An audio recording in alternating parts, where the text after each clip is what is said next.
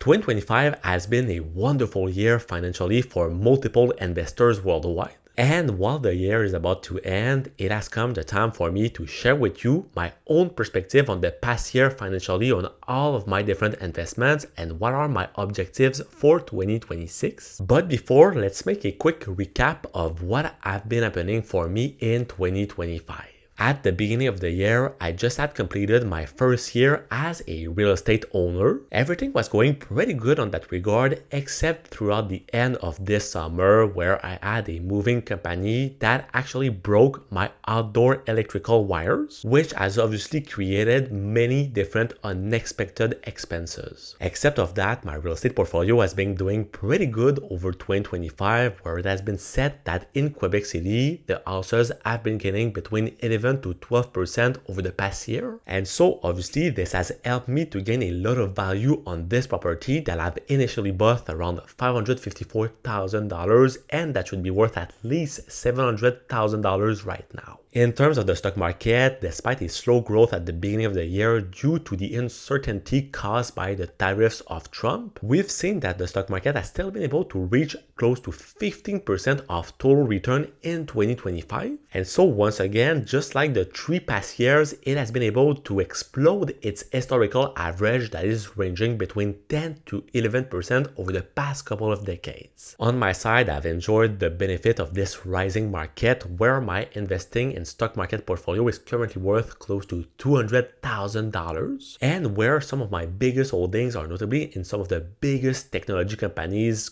such as Meta, Tesla, and Google, for example, are some of my largest holdings. Plus, I also have another big portion of my total assets that is invested in great exchange trade funds known as ETFs, so ETFs such as SCHD, VFV, XEQT, or XIU. Over the past year, I've also decided to consolidate my possessions in ETFs, notably in the great ETFs such as VFV, but at the same time, I continued to put some money aside in a high-yield savings account for my potential real estate next projects. In terms of the crypto market, even if I still have a little bit of crypto in my portfolio, I haven't really invested that much over the past year in that particular market, so I've stayed more on the sideline to focus more on real estate and the stock market. But I've still bought a few $100s worth of Bitcoin over 2025, which makes that my current position in crypto is worth between 1 to 2% of my total assets. And when we look at what has been the valuation of the Bitcoin over the past year, we can see that I've been doing a good thing since we can see that the Bitcoin hasn't been able to perform as great as the stock market, for example. Globally, however, I'm still quite satisfied of the performance of my different assets in 2025, and obviously I'm hoping for the same performance or even better in 2026. And talking about 2026, one of my big objectives for the upcoming year is notably to add another property to my own real estate portfolio. Indeed, if you are familiar with my different videos, you must know that over the next couple of months, I have the objective to buy my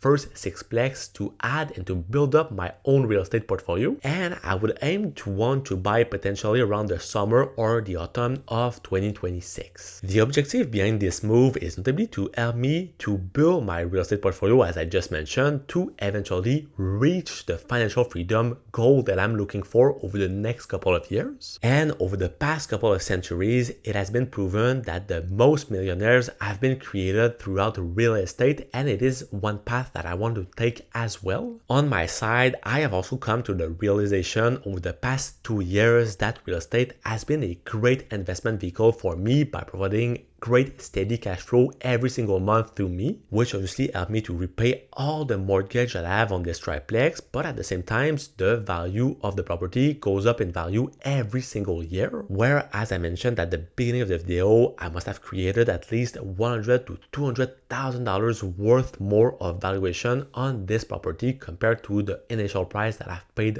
for it. So in 2026, I'm going to be looking to buy my first sixplex, but I'm going to be looking for an opportunity and I'm not going to be buying anything. So I'm going to be very patient for what I'm looking for. And obviously, one of the big benefits of looking for 6 units and more is the fact that they tend to be quite more profitable in the long run. However, over the next year, I won't stop to invest also in the stock market because I also have the objective to be able to invest at least between $500 to $1,000 per month in it. Indeed, for me, the real estate market and the stock market are complementary, and they are two great asset classes to have in your own portfolio to diversify the global risk that you could have. And over the past 5 years, it is incredible to see that the stock market has been able to return close to 100% of total return, which has obviously helped me to create a lot of wealth during that same period. However, compared to what I was doing during the first years of me investing in the stock market, which was basically to try to do some stock picking, one of my big objectives for the next couple of years will be to start investing way more of my money into great ETFs instead of solely investing in great dividend and technology companies. It is why I'm looking to have more ponderation of my total assets right into great ETFs such as VFV, XEQT, and XIU, just to name a few. This decision has been based on the fact that historically it has been proven that investing in great passively managed ETFs is the best option to make the biggest total return over a certain period of time compared to trying to do some stock picking. And since I'm going to be looking to invest more in real estate over the next couple of years, which means that I'll need to manage by myself more properties, which means that I won't have the same time that I had in the past to do all the stock analysis in terms of the different stocks that are more undervalued on the market. At the same time, even if I don't currently have a lot of money in the crypto market right now, I'm going to be looking to add a few more $1,000 potentially in 2026 into